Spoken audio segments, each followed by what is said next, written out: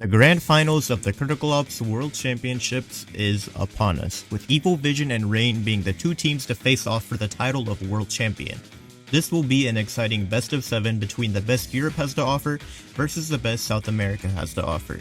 But I wanted to talk first about how Evil Vision got to the grand finals after beating Xenocide, the North America champions, in the conference finals of World Championships, and I'll be focusing more on their 13-1 victory on the second map of Raid.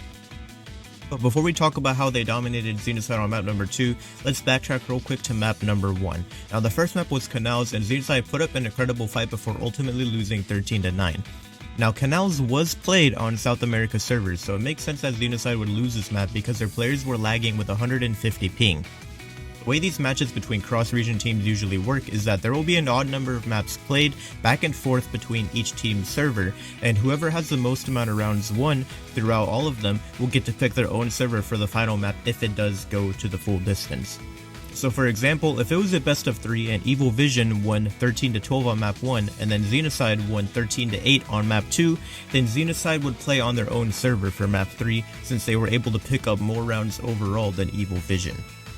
So considering this is a best of 5, Xenocide are in a pretty good spot after map 1. They're only trailing by 4 rounds, and taking us into map number 2, they would be playing Raid on their own server, and at this point their goal should have been to try and keep the score of 13-8 or better so they can keep the round balance in their favor going forward. However, this clearly didn't end up being the case, as Evil Vision shocked the world with their performance coming into this second map.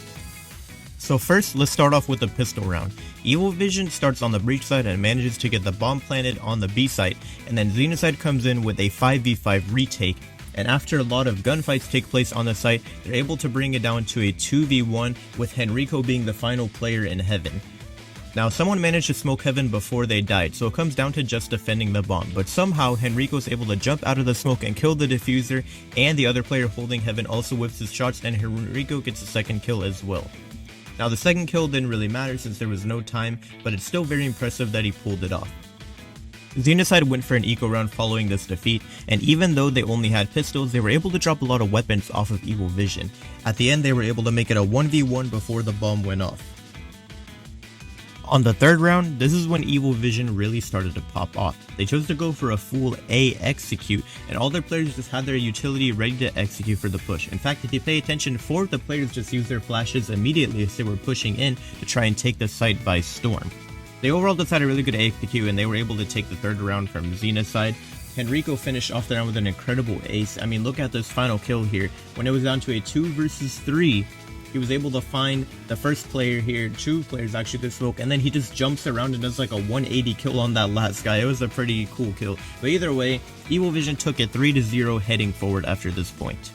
Now Xenocide had to take an eco, but this is where they made a huge mistake. 2 of the players chose to force up, while the rest of their teammates went for eco, and this did cause them to sort of have a split economy. Ultimately, I still have to respect the effort because Xenocide were able to drop a lot of weapons off of the side of Evil Vision. Even though they still had 2 guns, they were able to take away 3 of the guns before losing the round, so that's definitely at least some good impact they were able to have. Once Evil Vision got their first 6 rounds, they started playing mind games with Xenocide going forward. Raid is one of the hardest maps to defend because mid has an upper level and a lower level in tunnels, so you have to keep an eye on both lanes. But since Evil Vision kept hard pushing the A site, they chose to leave mid open.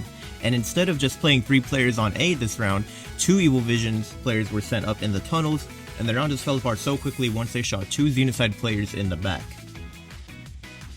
On round 8, Evil Vision this time chose to push the Coalition spawn slowly, and with no one holding it, Cool was able to catch Vape with his knife out there. Xenocide were finally able to put a round on the board on round number 9, making the score 8-1, but at this point the damage had already been done. Evil Vision just continued to dominate for the remainder of the half, and they ultimately made the score 11-1 going into the flip. After they won the pistol round, Evil Vision were able to close it up 13-1, and then went on to win map number 3, moving on to the grand finals after a 3-0 sweep. Now I think there were a few factors that played into Xenocide's defeat.